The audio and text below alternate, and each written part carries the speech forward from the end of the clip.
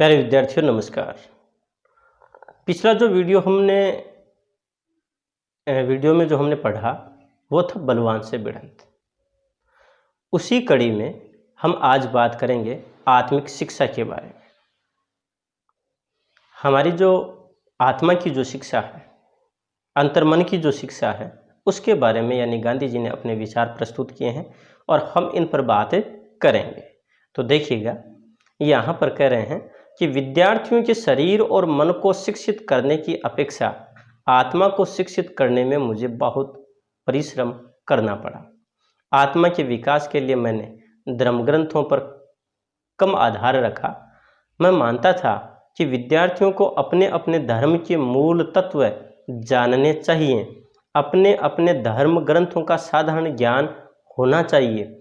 इसलिए मैंने यथाशक्ति इस बात की व्यवस्था की थी कि उन्हें ये ज्ञान मिल सके। यहाँ पर प्यारे विद्यार्थियों, लेखक का ये कहना है कि जो विद्यार्थी जो जीवन है या जो विद्यार्थी हैं, उनके शरीर और मन को शिक्षित करने की अपेक्षा उनकी जो आत्मा है उसे शिक्षित करना चाहिए। और उसके लिए क्या है कि गांधी जी को परिश्रम भी बहुत ज़्यादा करना पड़ा। आत्मा के विकास के लिए उन्होंने जो धार्मिक जो ग्रंथ थे उनको आधार कम बनाया। लेखक का मानना यह है कि विद्यार्थियों को अपने धर्म संबंधी तत्व जानने चाहिए, धर्म ग्रंथ हैं उनका ज्ञान होना चाहिए। और इसलिए उन्होंने ये व्यवस्था भी की थी कि वही इन धर्म ग्रंथों के अनुसार भी उनको शिक्षा मिलती रहे, उनमें जो अच्छी बातें हैं उनको वो स्वीकार करते रहे। परंतु देखिए, किंतु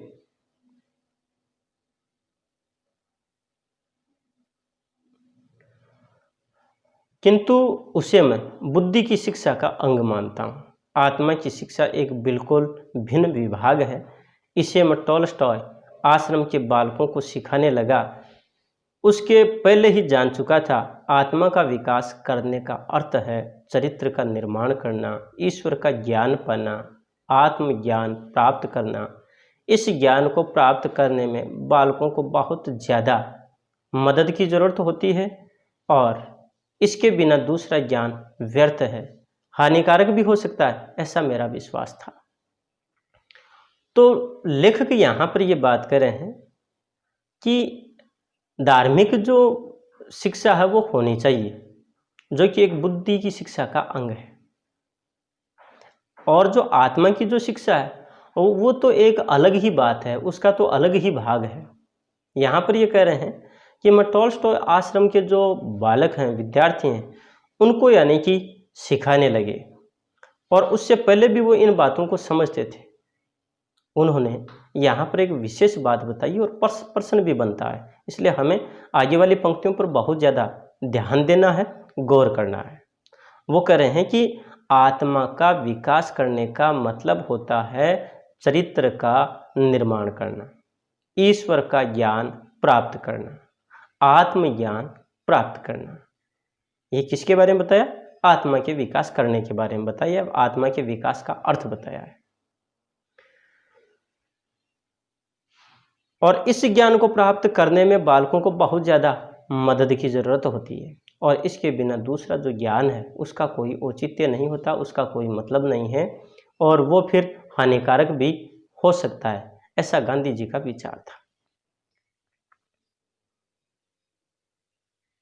यहाँ पर आगे वो कह रहे हैं कि मैंने सुना है कि लोगों में ये भ्रम फैला हुआ है कि आत्मज्ञान चौथे आश्रम में प्राप्त होता है, लेकिन जो लोग इस अमूल्य वस्तु को चौथे आश्रम तक मुलतवी रखते हैं वे आत्मज्ञान प्राप्त नहीं करते, बल्कि बुढ़ापा और दयाजनक बचपन पाकर पृथ्वी पर बहार रूप बनकर जीते हैं। इस प्रकार का सार्वत्रिक अनुभव पाया जाता है। संभव है कि सन 1911-12 में इन विचारों को इस भाषा में न रखता, पर मुझे ये अच्छी तरह याद है कि उस समय मेरे विचार इसी प्रकार के थे। प्यारे विद्यार्थियों, यहाँ पर एक प्रश्न बना हुआ है या बनता है, जो अभ्यास प्रश्नों में भी दिया हुआ है कि लोगों में किस बात को लेकर के भ्रम बना हुआ था। तो लोगों में ये भ्रम फैला था कि जो आत्मज्ञान है वो चौथे आश्रम में प्राप्त होता है। और यहाँ चौथे आश्रम का तात्पर्य है यानी कि मनुष्य के जीवन को 4 आश्रमों में बांटा गया, 4 भागों में बांटा गया।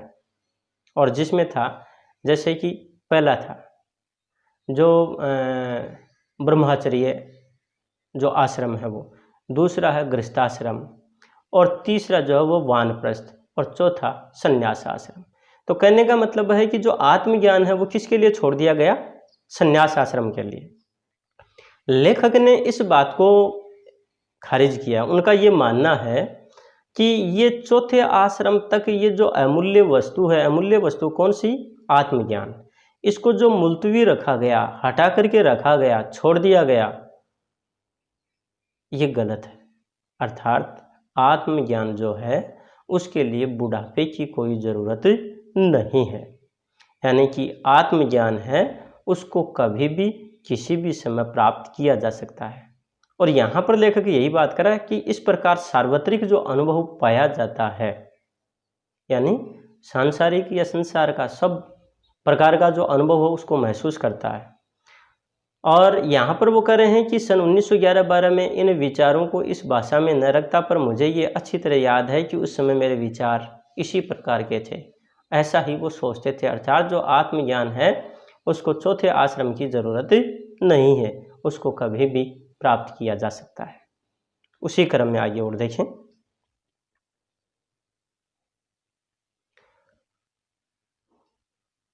आत्मिक शिक्षा किस प्रकार दी जाए? मैं बालकों से भजन गवाता, उन्हें नीति की पुस्तकें पढ़कर सुनाता, किंतु इससे मुझे संतोष न होता था। जैसे जैसे मैं उनके संपर्क में आता गया, मैंने यह अनुभव किया कि यह ज्ञान पुस्तकों द्वारा तो दिया ही नहीं जा सकता। शरीर की शिक्षा जिस प्रकार शारीरिक कसरत द्वारा दी जाती है और बुद्धि की बौद्धिक कसरत द्वारा, उसी प्रकार आत्मा की शिक्षा आत्मिक कसरत द्वारा ही दी जा सकती है। आत्मा की कसरत शिक्षक के आचरण द्वारा ही प्राप्त की जा सकती है। अतएव युवक हाजिर हों न हों, शिक्षक को सावधान रहना चाहिए। प्यारे विद्यार्थियों, यहाँ पर यानी आत्मिक शिक्षा के संदर्भ में ये कह रहे हैं कि शुरुआती दौर में उन्होंने जैसे कि बालकों से भजन गवाने का कार्य किया, नीति संबंधी जो पुस्तकें पढ़ करके उन्हें सुनाई गई, लेकिन इससे गांधी जी को संतुष्टि नहीं मिली और उन्हें धीरे धीरे जैसे उनके संपर्क में आते चले गए, वैसे उन्होंने अनुभव भी किया कि जो ये ज्ञान है, कौन सा आत्मिक जो ज्ञान है, वो पुस्तकों के द्वारा कभी दिया ही नहीं जा सकता। उनका ये मानना था कि जो आत्मिक जो ज्ञान है, जिस प्रकार से जैसे कि शारीरिक शिक्षा के द्वारा शिक्षा के लिए शरीर की कसरत की ज़रूरत होती है और आत्मिक की कसरत की जो बात आती है वो शिक्षक के आचरण की बात आती है। या फिर हम कहें यानी कि जो बुद्धि है, यानी कि बौद्धिक जो कसरत है, वो एक तरह से बुद्धि के द्वारा है।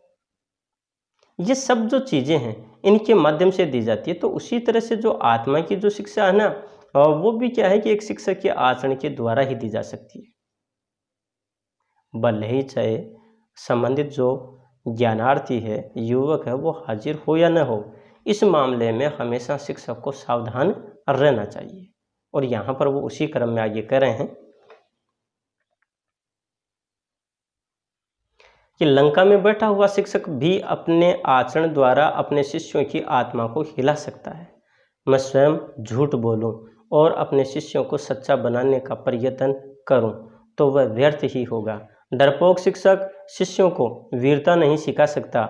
मैंने देखा कि मुझे अपने पास रहने वाले युवकों और युवतियों के सम्मुख पदार्थ पाठ सा बनकर रहना चाहिए। इस कारण मेरे शिष्य मेरे शिक्षक बने। मैं ये समझा कि मुझे अपने लिए नहीं बल्कि उनके लिए अच्छा बनना और रहना चाहिए। अतएव कहा जा सकता है कि टॉल्स्टॉय आश्रम का मेरा अधिकतर संयम इन युवकों और युवतियों की बदौलत था।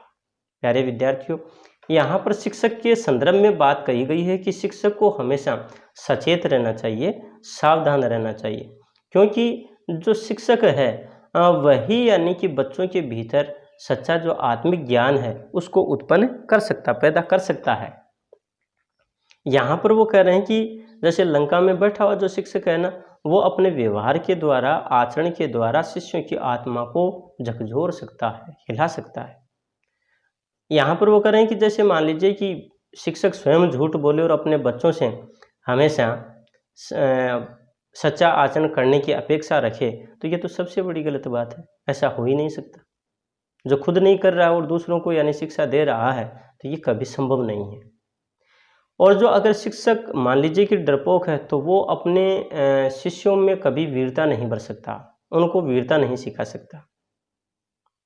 यहाँ पर लेखक है, उन्होंने कहा कि मैंने देखा कि मुझे अपने पास रहने वाले युवक और युवतियों के सम्मुख पदार्थ पाठ सा बनकर रहना चाहिए, अर्थात बहुत ही सचेत और जागरूक होकर के और बहुत ही शालीन तरीके से, आचरण की दृष्टि से, व्यवहार की दृष्टि से, और वहाँ बने रहना चाहिए, अच्छा बने रहना चाहिए। और यही कारण था, या इसी कारण से उनके जो शिष्य हैं वो भी एक तरह से उनके शिक्षक ही बन गए। कहने का तात्पर्य, एक शिक्षक है वो अपने शिष्य से बहुत कुछ सीखता है। यहाँ पर लेकर कह रहे हैं कि मुझे अपने लिए नहीं बल्कि उनके लिए अच्छा बनना और रहना चाहिए, अर्थात जो शिक्षक के लिए बात कही है कि शिक्षक को हमेशा अपने बच्चों के लिए अच्छा बने रहना चाहिए। और यहाँ पर लेखक आगे कह रहे हैं कि ये टॉलस्टॉय जो आश्रम था उसमें जो संयम का जो मूल कारण था वो युवक और वो युवती ही थे, जहाँ पर वो बड़े संयमित बने रहे, एक शिक्षक, आदर्श शिक्षक वो बने रहे। उसी क्रम में देखिएगा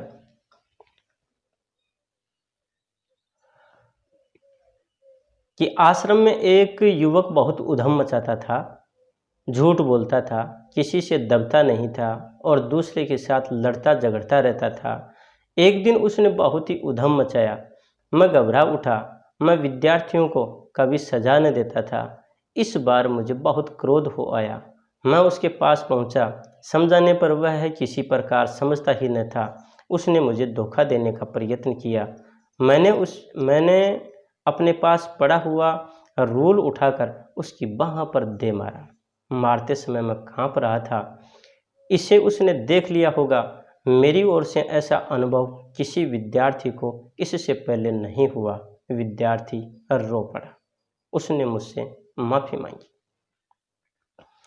यहाँ पर गांधी जी एक उदाहरण दे रहे हैं एक बच्चे का,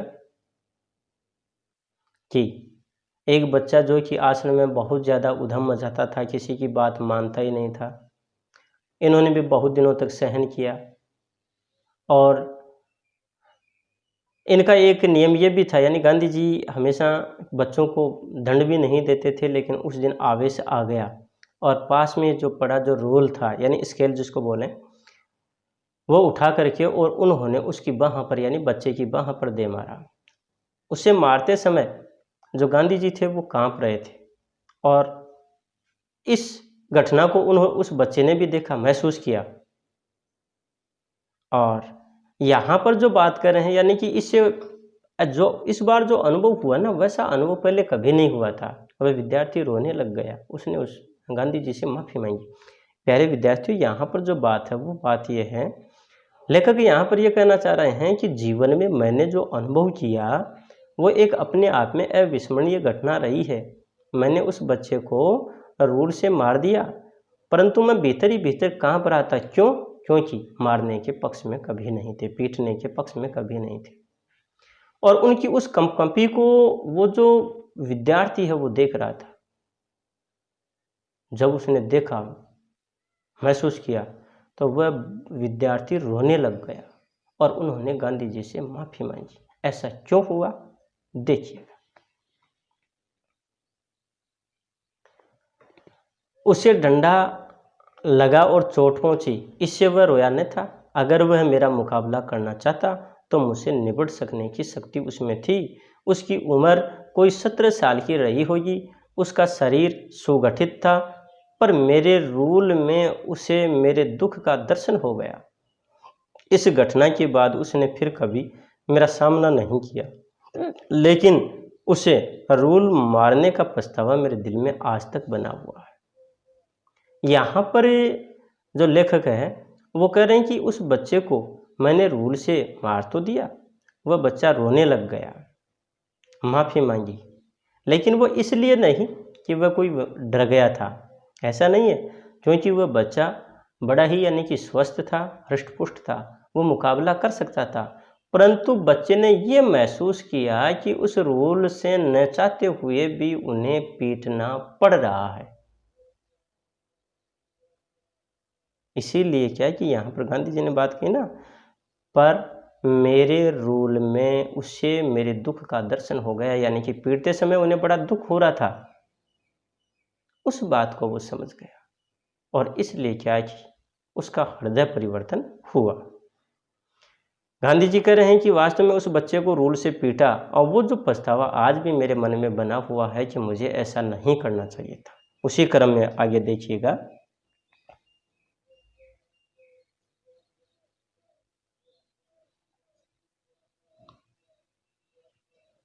लेखक कह रहे हैं कि मुझे भय है कि उसको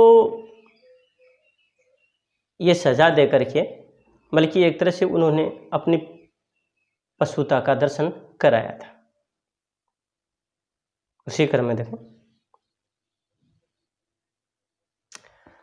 बालक को मारपीट कर पढ़ाने का मैं हमेशा विरोधी रहा हूँ। मुझे ऐसी एक ही घटना याद है कि जब मैंने अपने लड़कों में से एक को पीटा था।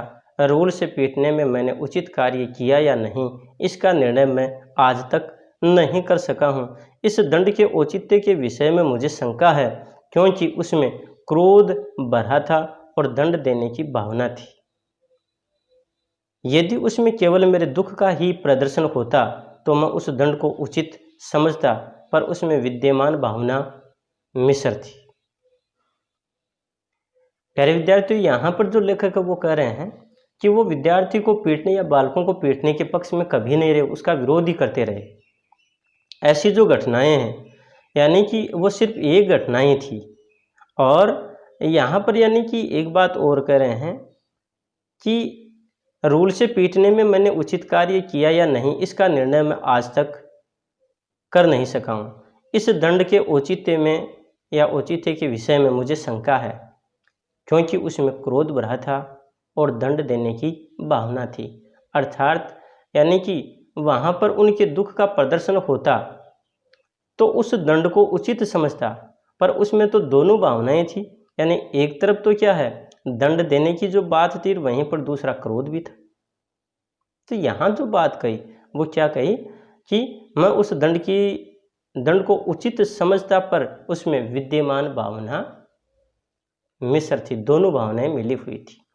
इस बात को यहाँ पर लेखक ने इसी रूप में कहा कि बच्चों को, विद्यार्थियों को हमें दंड नहीं देना चाहिए। उसी क्रम में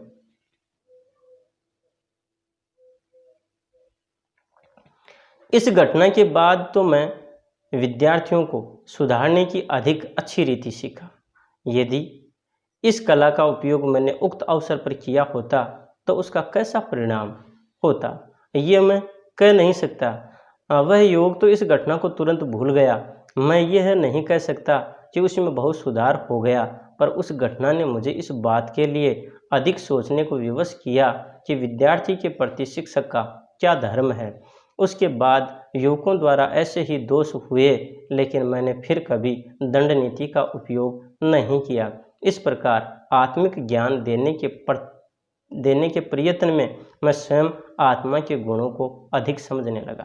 प्यारे विद्यार्थियों, यहाँ पर गांधी जी का यही कहना है कि बच्चों को दंडित नहीं किया जाना चाहिए। हालांकि एक बच्चे को दंडित किया जो कि हमेशा के लिए वो दुखी बने रहे हैं, और उनका ये मानना है कि बच्चे गलती करते ही रहते हैं, परंतु हालांकि नज़रअंदाज नहीं करना चाहिए। फिर भी यानी कि शिक्षक को ज़रूरत इस बात की है कि वो उनके प्रति ज़्यादा सचेत और सक्रिय रहे और उनको इस प्रकार से यानी कि समझाने का प्रयास करे कि उनकी जो आत्मा है वो एक तरह से प्रभावित हो जाए, उसमें बदलाव आए।